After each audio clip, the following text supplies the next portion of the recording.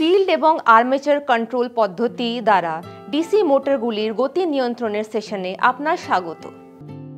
এই সেশনের শেষে আপনারা শিখবেন একটি ডিসি মেশিনের নেমপ্লেটের তথ্যগুলি বুঝতে এবং প্রয়োগ করতে, ডিসি মেশিন টার্মিনাল শনাক্ত করতে, একটি 4 পয়েন্ট স্টার্টার এবং শান্ট ফিল্ড রেগুলেটর ব্যবহার করে ডিসি শান্ট মোটর কানেক্ট করতে, ডিসি শান্ট মোটর চালু করতে এবং চালনা করতে, মোটরের গতি পরিমাপ করতে শান্ট ফিল্ড কন্ট্রোল রেগুলেটর ব্যবহার করে একটি ডিসি মোটরের স্পিড অ্যাডজাস্ট করতে এবং ফিল্ড কারেন্ট এবং স্পিড কিভাবে সম্পর্কিত তা নির্ধারণ করতে, গতি এবং আর্মেচার ভোল্টেজের মধ্যে সম্পর্ক বুঝে আর্মেচার সার্কিট রেজিস্ট্যান্স ব্যবহার করে ডিসি মোটরের গতি পরিবর্তন করতে।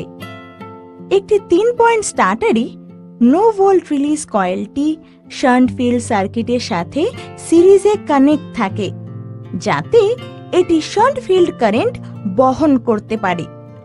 ফিল্ড রেগুলেটরের মাধ্যমে স্পিড নিয়ন্ত্রণ করার সময় ফিল্ড কারেন্ট এতটা দুর্বল হয়ে যেতে পারে যে no volt release coil starter আর্মটিকে চালু অবস্থায় রাখতে সক্ষম নাও হতে পারে। এটি প্রয়োজন না হলে সাপ্লাই থেকে মোটর সংযোগ বিচ্ছিন্ন করতে পারে।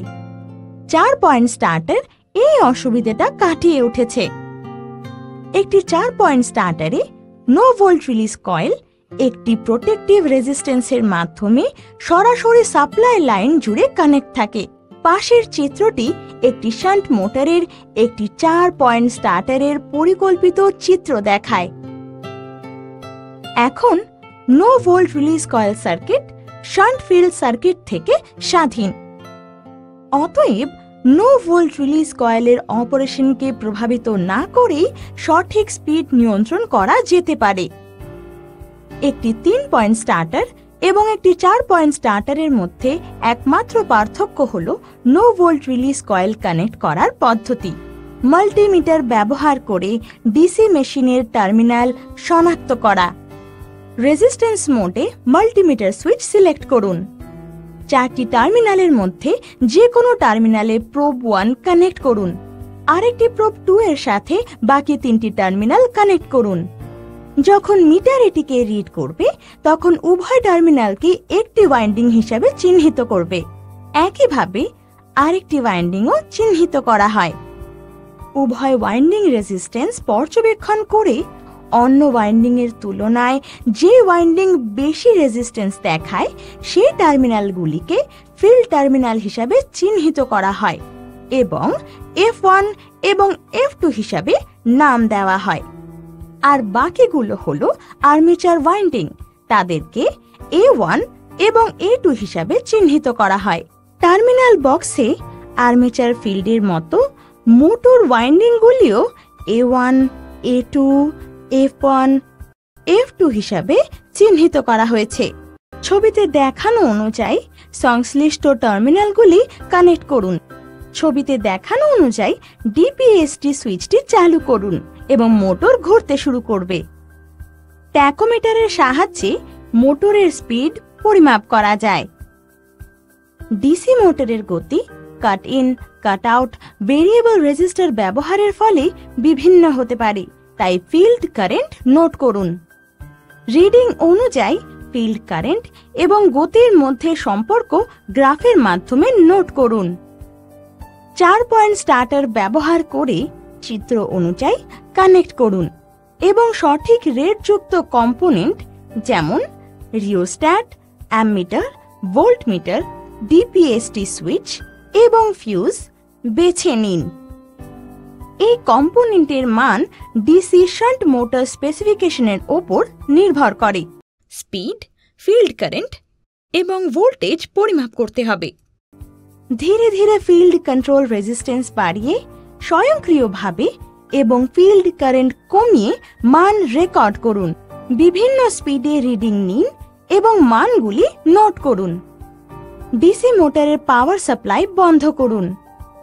গ্রাফ শিটে ওপরের মানগুলি প্রয়োগ করে গতি বনাম ওয়াই অ্যাক্সিসে স্পিড এবং এক্স অ্যাক্সিসে ফিল্ড কারেন্ট নিয়ে গ্রাফ বানাতে হবে। রেজিস্ট্যান্স বৃদ্ধির সাথে সাথে ফিল্ড কারেন্ট হ্রাস পায়, ফ্লাক্সও হ্রাস পায়, কিন্তু গতি বৃদ্ধি পায়। রেজিস্ট্যান্স হ্রাস পেলে ফিল্ড কারেন্ট বৃদ্ধি পাবে, ফ্লাক্সও বৃদ্ধি পাবে, কিন্তু গতি হ্রাস পাবে। রিওস্ট্যাট রেজিস্ট্যান্স বাড়ানোর মাধ্যমে ফিল্ড কারেন্ট কমে যায় এবং আমরা মোটরের গতি বৃদ্ধি লক্ষ্য করতে পারি। ফিল্ড কন্ট্রোল ডিসি মোটরের সুবিধা এবং অসুবিধা। সুবিধা: কম অপারেশনাল খরচে এটি ব্যবহার আর পরিচালনা করা সহজ। এই পদ্ধতিটি সাধারণত কম পরিমাণে শক্তি খরচ করে। ফিল্ড কন্ট্রোল পদ্ধতি অপারেটরদের স্বাভাবিকের চেয়ে বেশি গতি পেতে সাহায্য করে। অসুবিধা: উচ্চ গতিতে কম টর্ক হতে পারে। আর্মেচার কন্ট্রোল পদ্ধতি ব্যবহার করে ডিসি মোটরগুলির গতি নিয়ন্ত্রণ। 3 পয়েন্ট স্টার্টার ব্যবহার করে চিত্র অনুযায়ী কানেক্ট করুন এবং সঠিক রেটযুক্ত কম্পোনেন্ট যেমন rheostat, ammeter, voltmeter, DPST switch এবং ফিউজ বেছে নিন। এই রেটিংগুলি ডিসি মোটর স্পেসিফিকেশনের উপর নির্ভর করে। আর্মেচার সার্কিট রিওস্ট্যাটের কাট আউট সেটিং বজায় রাখুন। প্রস্তাবিত ভোল্টেজ প্রয়োগ করুন এবং মোটর চালু করতে 3 পয়েন্ট স্টার্টার ব্যবহার করুন। আর্মেচারের কারেন্ট গতি এবং ভোল্টেজ পরিমাপ করুন এবং একটি টেবিলে তা লিখে ফেলুন। আর্মেচার কারেন্ট, আর্মেচারের গতি এবং ভোল্টেজ পর্যবেক্ষণ করার সময় ধীরে ধীরে আর্মেচার সার্কিট রেজিস্ট্যান্স বাড়িয়ে দিন।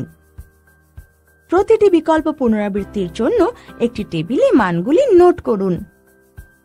মোটর পাওয়ার সাপ্লাই চালু করুন। গ্রাফ শিটে উপরোক্ত মানগুলি প্রয়োগ করে রিওস্ট্যাট রেজিস্ট্যান্স বৃদ্ধি হলে আর্মেচার ভোল্টেজ হ্রাস পায় এবং আমরা মোটরের গতি হ্রাস লক্ষ্য করতে পারি। গ্রাফ নিন। ওয়াই অ্যাক্সিসে এবং এক্স অ্যাক্সিসে আর্মেচার ভোল্টেজ নিয়ে গ্রাফ আঁকুন। আর্মেচার নিয়ন্ত্রিত ডিসি মোটরের সুবিধা এবং অসুবিধা। সুবিধা: আর্মেচার কন্ট্রোল পদ্ধতির সাহায্যে ফিল্ড কারেন্ট এবং টর্কের মাত্রা পুরো অ্যাপ্লিকেশন জুড়ে স্থির থাকে। অসুবিধা: ফিল্ড কন্ট্রোল পদ্ধতির তুলনায় আরও ব্যয়বহুল, আরও পাওয়ার সাপ্লাই প্রয়োজন।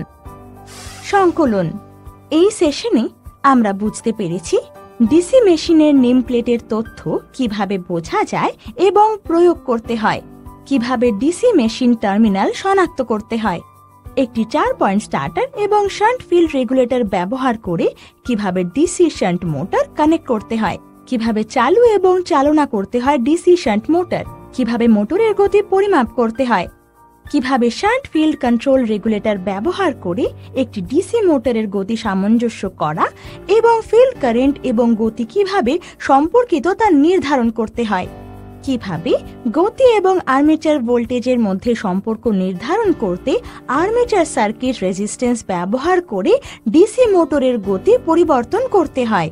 আশা করি আপনি কনসেপ্ট সম্পূর্ণ বুঝতে পেরেছেন। নতুন ধারণার সাথে পরের সেশনে দেখা হবে। ধন্যবাদ।